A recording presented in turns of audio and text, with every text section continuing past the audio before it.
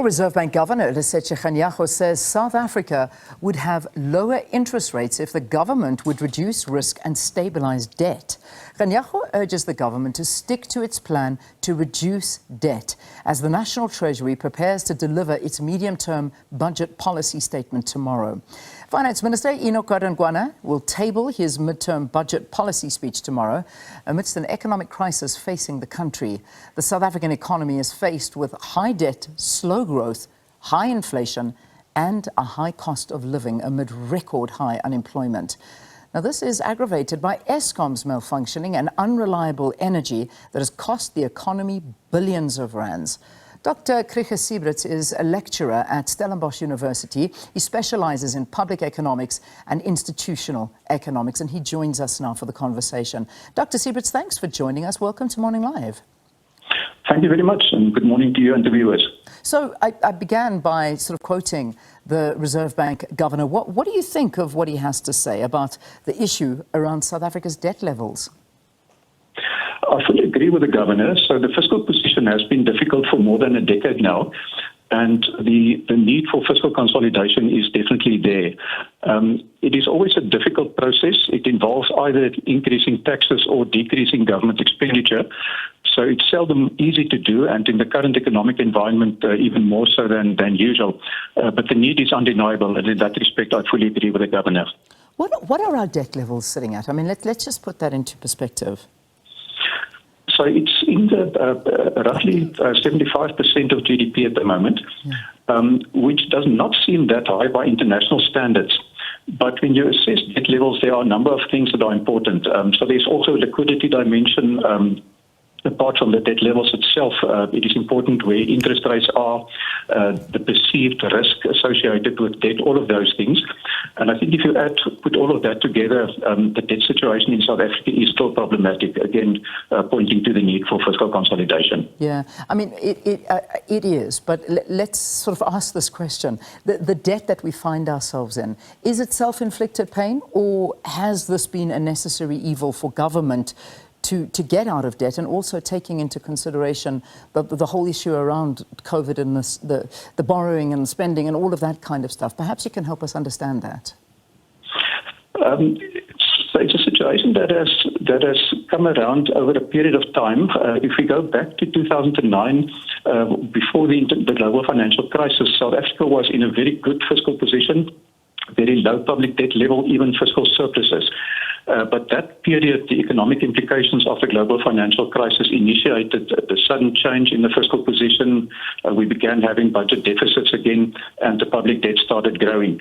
After that, I think one of the most serious issues has been that the economy has never fully recovered.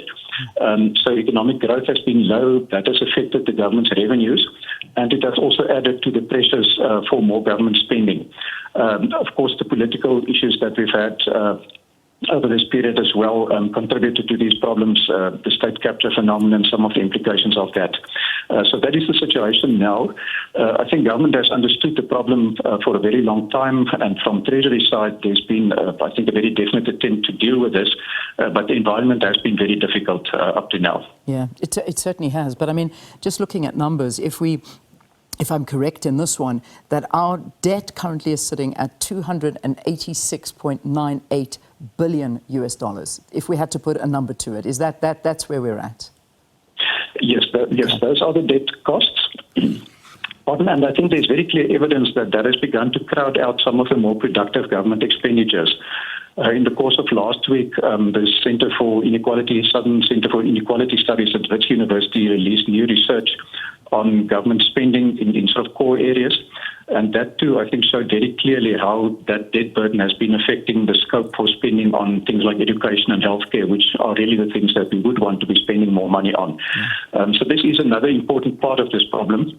And again, without fiscal consolidation, without bringing the debt level under control, that pressure from the interest spending on other forms of more productive government spending would continue. Yeah, I mean, there were strong views that came out from some economists and partners of the ANC's tripartite alliance when South Africa was receiving those loans during the whole period of COVID-19 and thereafter. And obviously, you've spoken to us about what's happened since 2009 as well, but then it just seemed to balloon. But it looks like the country is getting into more and more debt. Projections are showing it even going higher.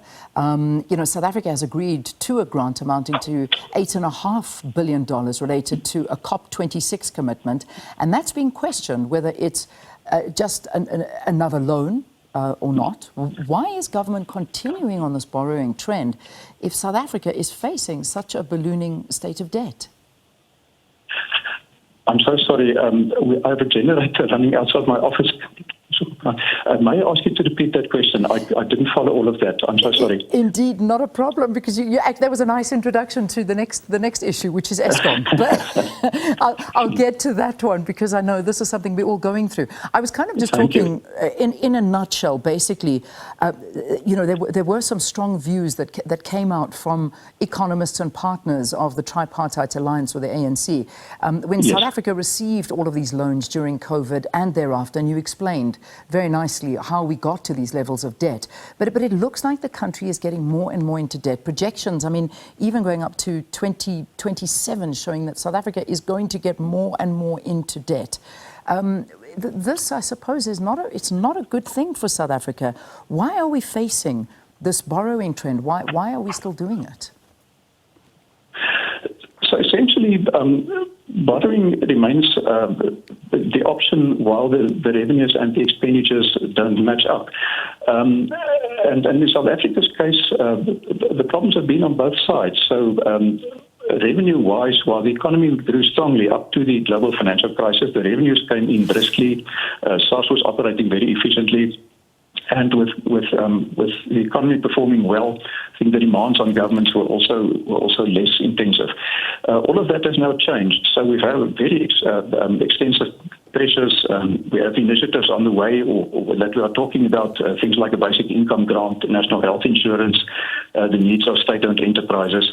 All of those things may well compound the pressure on government expenditure going forward. And that imbalance remains. I think that is at the heart of the problem.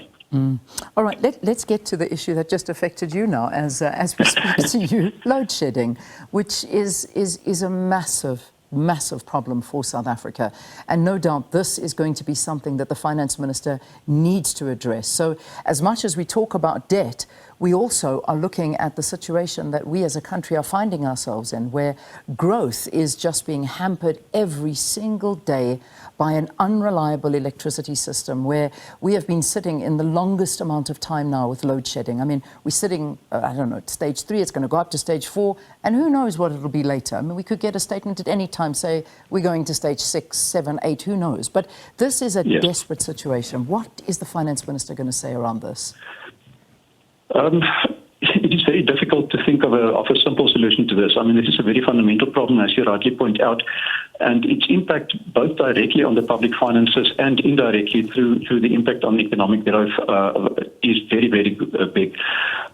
So I would really hope for at least greater clarity on tomorrow on what the government's plans are to deal with Eskom's debt. I think it's very clear that Eskom's debt burden is unsustainable, and that it is impossible to get out of this situation without some sort of support from the additional support from the government side. Of course, that too feeds into the problem of managing the expenditures and the revenues. The demands of state-owned enterprises have been one of the main problem areas on the spending side. So I mean, it's quite clear that we won't have an immediate solution to this, but I think some clarity about government's plans and a sense of accelerating the initiatives to try to improve the electricity supply position would be absolutely essential. I think one of the things that the governor talked about as well was the idea of the risk premium attached to government debt. And the Eskom situation is, in my view, an important part of that. Government already guarantees a large portion of Eskom's debt, and all of that is factored into investors' perceptions of the securities, of the risk profile attached to the South African government securities. Yeah, I mean, there's just also Eskom needing permission to work on a whole bunch of issues. I mean, the balance between finding whether we go pro-coal, pro-nuclear statements, which is the Minister seems to be making quite a lot of statements around that. That's the Mineral Resources and Energy Minister. But then there's the talk of the IPPs. Then there's talk of trying to fix up already defunct systems that we have. I mean, there is a lot on the cards in terms of trying to rescue Eskom, and the amount of money that is needed, that has to come from you and I.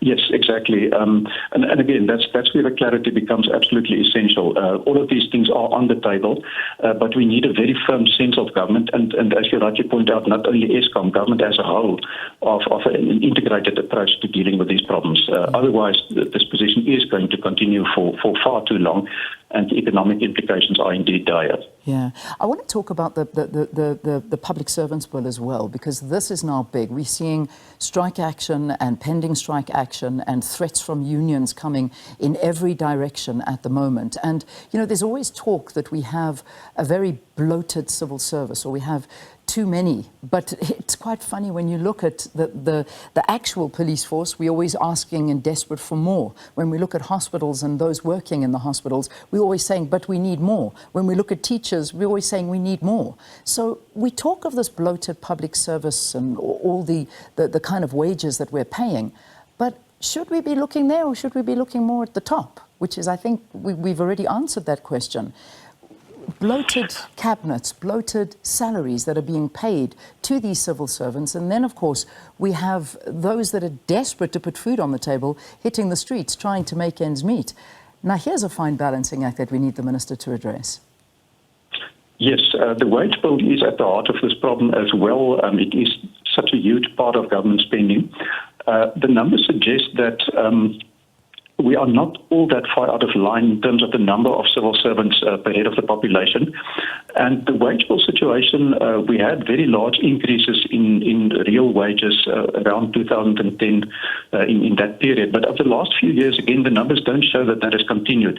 The problem with the wage bill is that once you've instituted a certain structure, there's a lot of inbuilt momentum, and even small adjustments on previous numbers then compound. So it's going to be impossible to effect, I think, a lasting, sustainable fiscal consolidation without a very clear plan, again, on the wage bill. And for that, I think buy-in is needed from everyone, from government, from the unions, and also from us as citizens using the services provided by government. How that is going to be done, I mean, it's a kind of a compact, again, that we're talking about. I think all parties would have to accept that for a few years, sacrifices may have to be made, either on the side of service delivery or on the wages received by civil servants, in order to put the fiscal position right, so that we can begin to build again on a more sustainable basis. We have strong evidence, again, from the first decade of the century, when the economy is performing better, when resources are available, we can invest a lot more in social services, and we can begin to have better outcomes from that as well. Yeah. But in the current economic environment, something has to give in some way. I suppose it does, because as much as, you know, you look at unions that are not accepting the offers that are being put on the table. I mean, many wanting up to 10%, if not more, and being offered 3%. So, you know, this is where we find ourselves in very difficult waters. There's also talk about the grants and people wanting to see an increase, particularly with regard to the 350 Rand grant, wanting that to be increased as well. Yes. Can we afford to increase that? Is that something that should be looked at? Not at the moment. Again, a lot of this comes back also to economic growth. This is a very, very important initiative, and there is, I think, growing evidence that a bigger grant system can do a lot in terms of social relief, but also providing social opportunities can also stimulate the economy in certain ways. But if we want to do this, we really need to be sure that we have the sustainable resources to do that into the future. And the present is just a very, very difficult period to do that in terms of the fiscal position. So again, on that, I think we need a certain clarity. And we also need a much more intensive discussion of economic growth in South Africa. This goes beyond the fiscal situation, but so many of these fiscal problems on the revenue and on the spending side have to do with an economy that has not been performing well for more than a decade now. And if this continues, I mean, we can talk about managing the fiscal effects of that, but in the end, if you want a sustainable fiscal situation and if you want to improve service delivery in government, we need a growing economy that provides more resources for all of that. That's absolutely essential.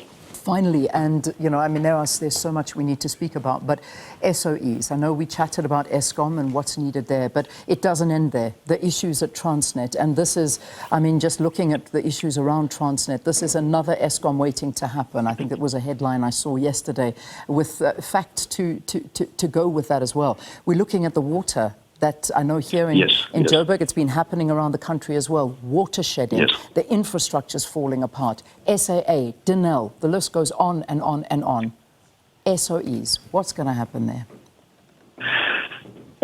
Again, a very difficult question, but an absolutely essential one to ask and for government to respond to. We need to get a sense of where all this is going, and we cannot just wait for crises to emerge one by one. You've mentioned the water, Transnet. We maybe have still a window to address some of these things, and we really need, at a very fundamental level, to think about the roles of these organizations, what scope is there for more private involvement in the provision of many of these services, and come up with a sustainable plan. The costs for the economy are absolutely disastrous at this point of all these state-owned enterprises hobbling along. Services are not being provided as they should, and there's the additional fiscal pressure on government, the perception simply that the risk on the public finances are growing along with these problems. So again, if the Minister can give us some clarity about that tomorrow, I think that would be a huge issue in terms of dealing with the fiscal situation. Dr. Krige Siebrits, thank you very much for talking to us. Lecturer at Stellenbosch University, specializing in public economics and institutional economics as well, sharing his views on what the country should do to lower the state debt, to keep interest rates at the levels they are, keep lower interest rates, and of course, what we're going to do with SOEs.